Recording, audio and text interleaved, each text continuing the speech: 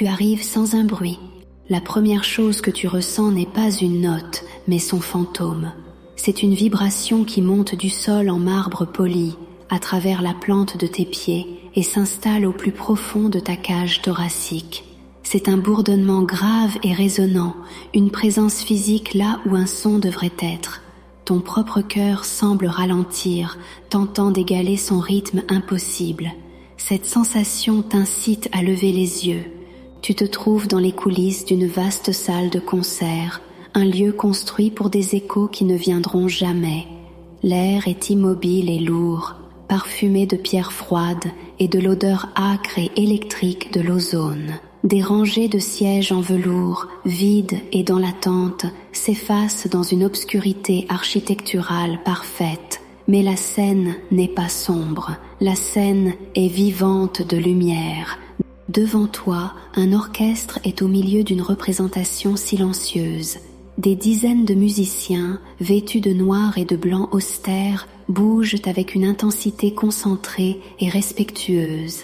Un violoncelliste joue avec un mouvement ample, profond et mélancolique de son bras. Des cordes de son instrument, il n'y a aucun son. À la place, un ruban épais et lent de la plus pure lumière indigo se déploie dans l'air. Il s'enroule et flotte comme de la fumée dans l'eau, vibrant de cette même vibration profonde que tu ressens dans tes os. À côté de lui, une flûtiste lève son instrument, ses doigts dansent et un jet d'argent liquide, fin et tranchant comme une aiguille, jaillit, s'enlaçant autour de l'indigo.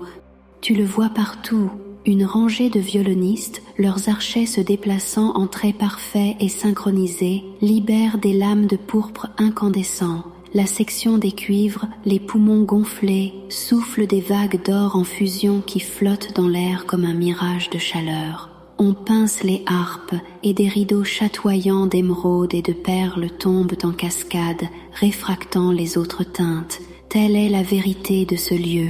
La musique ne s'entend pas ici. Elle se voit, elle se ressent. La représentation n'est pas une symphonie de sons, mais une tapisserie de lumière. Tu regardes, hypnotisé, les couleurs se mélanger au-dessus de l'orchestre. Là où elles se touchent, elles se fondent, créant de nouvelles nuances complexes. Un voile d'or sur l'indigo crée un violet royal aux bords chatoyants. Un fil d'argent perçant le pourpre donne une rose délicate et ardente. Les lumières se déplacent avec une grâce lente et délibérée, attirées vers le centre de la salle, bien au-dessus du pupitre du chef d'orchestre. Là, elles convergent, tourbillonnant en une seule sphère brillante de lumière blanche, pure et chaude, un accord parfait, une harmonie visuelle. Et ainsi, tu le vois, le but de cet endroit. Tu fais un pas en avant, ta chaussure ne faisant aucun bruit sur le sol poli. Ton regard se pose sur une jeune violoniste près du bord de la scène. Son front est plissé par la concentration. Ses mouvements sont précis. Elle joue un passage complexe et la lumière pourpre qui s'écoule de son violon est une ligne nette et précise. Mais alors, pendant une fraction de seconde, son archet dérape. Une erreur à peine perceptible.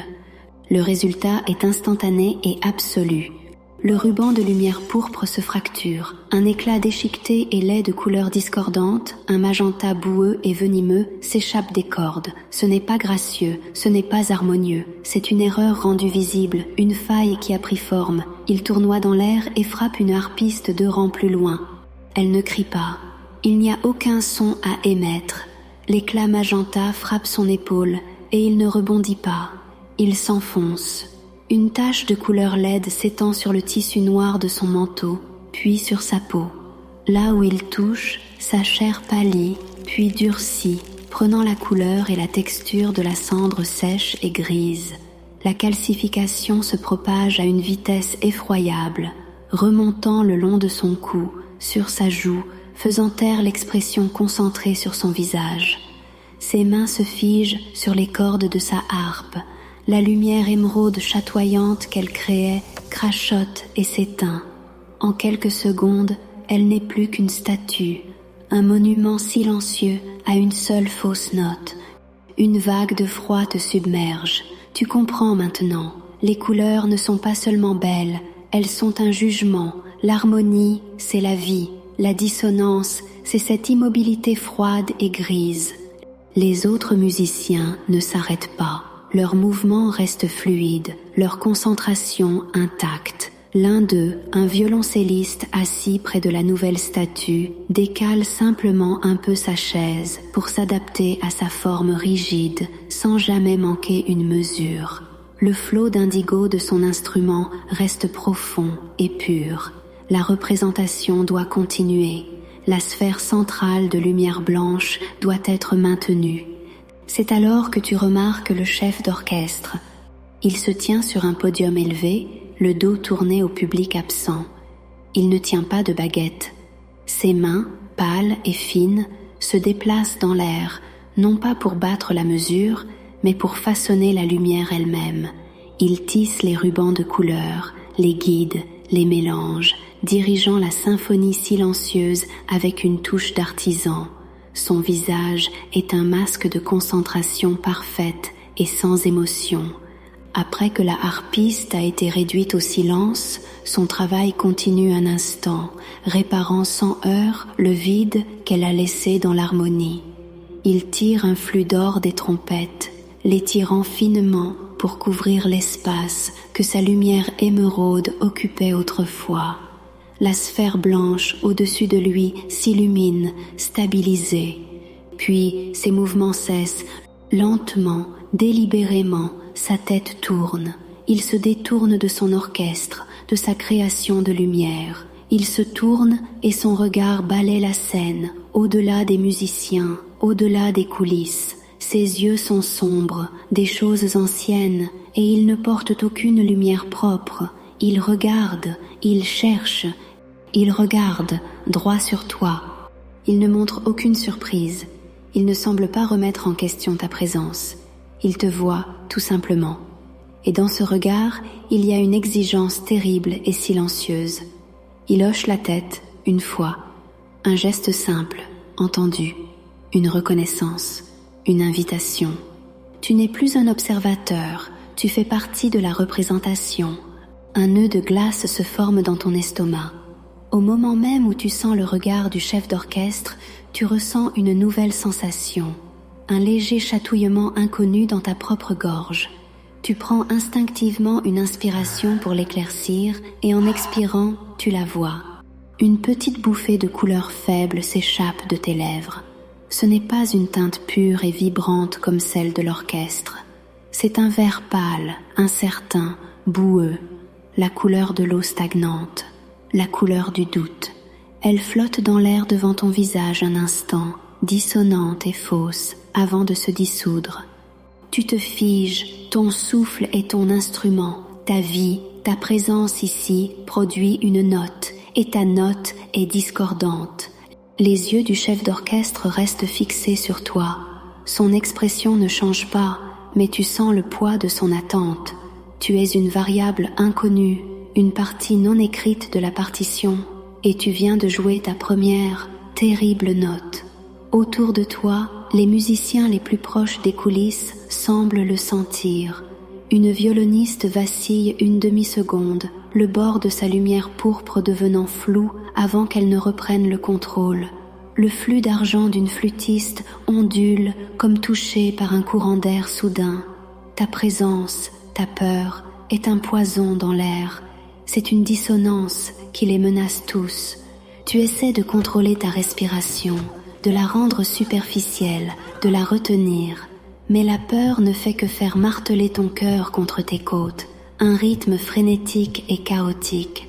Chaque battement de panique envoie une nouvelle pulsation d'anxiété à travers ton corps. Tu expires à nouveau, un souffle rauque que tu ne peux contenir, et un plus grand nuage de cette brume maladive, gris-vert, s'échappe de toi. Il flotte au-dessus de la scène, se faufilant entre les lignes pures et nettes de la lumière de l'orchestre. Là où ta couleur touche la leur, elle la corrompt. Un ruban d'indigo profond provenant d'un violoncelle recule comme s'il était brûlé, ses bords devenant d'un brun sale et meurtri. Un éclat de lumière argentée pure et ternie, devenant terne et plombée. La magnifique sphère blanche au-dessus du chef d'orchestre vacille, s'assombrissant un instant, un corps céleste subissant une éclipse partielle. Le regard du chef d'orchestre se durcit, son exigence silencieuse est devenue un avertissement silencieux. Une nouvelle sensation commence à éclore en toi. Un froid profond et pénétrant se propage depuis ta poitrine. Ce n'est pas le froid de la pièce, c'est la sensation d'être désaccordé, une décomposition physique provoquée par ta propre dissonance interne. Tu baisses les yeux sur tes mains et tu vois que le bout de tes doigts commence à pâlir, le gris pâle et révélateur de la harpiste réduite au silence commençant à s'insinuer. La vérité est un poids de fer dans ton ventre. Tu joues la mauvaise note, et si tu ne peux pas trouver la bonne, tu seras réduit au silence, tout comme elle. Mais comment jouer? Tu n'as pas d'instrument, pas de formation, aucune compréhension de la partition. Ta seule production est ce nuage de couleurs faites de peur qui empoisonne l'harmonie. Tes yeux cherchent désespérément autour de toi. Tu regardes les musiciens. Tu vois la fusion intense du corps et de l'instrument, le violoncelliste se penchant sur son instrument jusqu'à ce qu'il semble ne former qu'une seule entité, le trompettiste, son corps entier, un soufflet pour la lumière dorée. Ils ne font pas que jouer de leurs instruments, ils sont leurs instruments. Ton regard revient brusquement sur le chef d'orchestre, il voit la panique dans tes yeux, le gris qui s'insinue dans ta peau. Il lève une main, lentement. Il ne pointe pas un instrument sur la scène, il ne pointe pas la partition sur son pupitre. Il tourne sa main et pointe d'un long doigt pâle directement sa propre poitrine. Le geste est simple, sans ambiguïté, et à cet instant, le monde disparaît. Tu baisses les yeux sur ta propre poitrine, tu sens le martèlement frénétique et arythmique de ton cœur, et en dessous, tu sens l'autre vibration, celle que tu as sentie en arrivant. Le bourdonnement grave et résonnant, le fantôme de la note du violoncelle. Depuis tout ce temps, elle était là, une note de fond constante sous ta propre panique chaotique. Lentement, avec hésitation, tu lèves une main vers ta propre chemise, tes doigts tremblent alors que tu les presses contre le tissu, sur ton cœur, et tu le sens. Ce n'est pas seulement le doux battement d'un cœur contre une cage thoracique. Sous ta peau, tendue sur tes propres os, se trouvent des lignes fines, incroyablement tendues. Elles vibrent d'une énergie silencieuse et puissante. Ce sont des cordes, les cordes d'un violoncelle, d'un alto, un instrument vivant fait de chair et d'os. C'est le tournant, la révélation finale, écrasante. Tu cherchais ton instrument, tu cherchais un moyen de jouer. Tu ne comprends pas.